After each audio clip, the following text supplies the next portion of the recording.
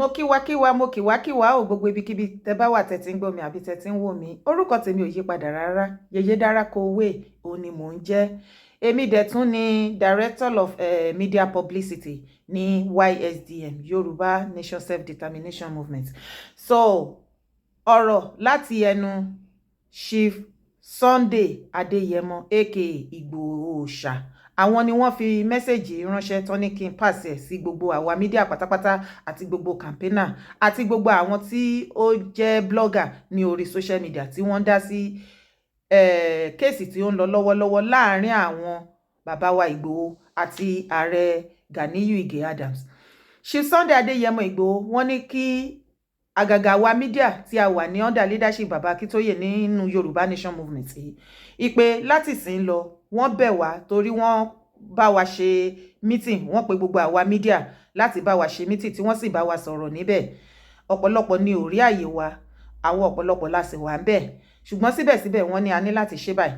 Òun ni wípé láti ìsìn lọ Chief Sunday Adéyẹmọ Ìgbòho wọ́n ní wọn ò fún wa ní àǹfààní láti sọ̀rọ̀ nípa ìjà tó ṣẹlẹ̀ láàárín àwọn àti Ganiyu Ige Adams, pé ká má sọ̀rọ̀ lọ síbẹ̀ mọ́. Kódà wọ́n ní kómìdèkómì any kind of voice note tó bá wù kí wọ́n gbé jáde àbí wọ́n record àbí wọ́n jù sí any media.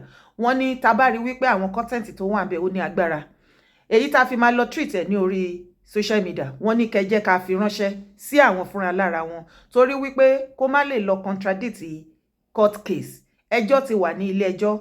Àwa tí a dẹ̀ ń pè wọlé ní orí ètò wọ́n ní kí a bẹ̀ wá wípé ní àsìkò yìí ẹ jẹ́ kí a má dá sí ọ̀rọ̀ yẹn for now torí ó lè má jẹ́ kí ẹjọ́ yẹn kó lọ bí ó ṣe yẹ kó ṣe lọ. Wọ́n ní ká jọ̀ọ́, wọ́n ní ká má play voice note kankan mọ́ láti sìn lọ lórí ọ̀rọ̀ yìí.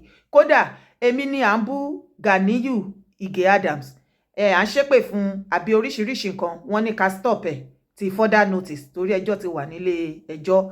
Ṣùgbọ́n wọ́n wá tẹ̀síwájú, wọ́n ní ká sọ fún wa wípé ní ọjọ́ tí wọ́n bá máa lọ sí ìgbẹ́jọ́ ní ilé ẹjọ́, outcome ilé ẹjọ́, nǹkan tó bá ṣẹlẹ̀ ńbẹ̀, wọ́n ní wọ́n fún àwa mídíà ní oore ọ̀fẹ́ láti lè ṣe analysis lé lórí.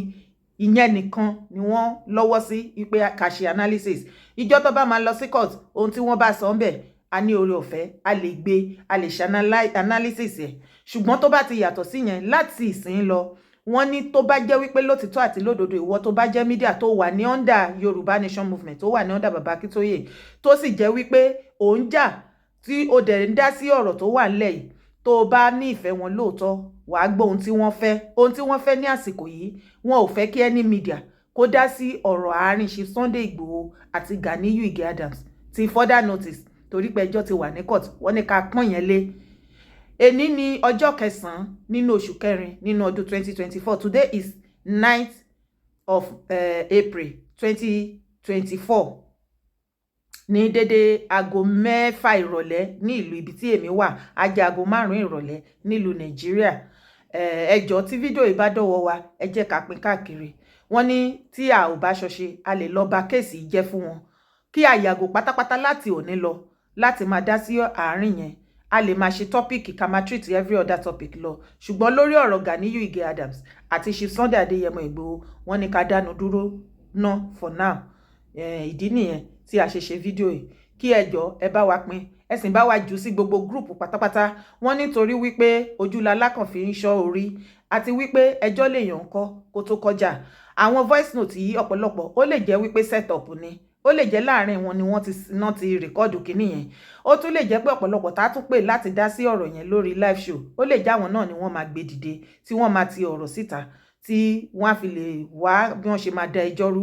Tí a bá fẹ́ kí ẹjọ́ yìí kó lọ bó ṣe wù wá, wọ́n ní kẹ́ jẹ́ kí a gbọ́ sí wọn lẹ́nu, ká fọwọ́sowọ́pọ̀ pẹ̀lú wọn. Èyí ni àbọ̀ mi láti ọ̀dọ̀ Chief Sunday Adéyẹmọ aka Igboho Òòṣà. Ẹ ṣeun. Orúkọ tèmi ò yí padà lẹ́ẹ̀kan sí Yèyé Dára Kowé, Director of Media Publicity. God bless us.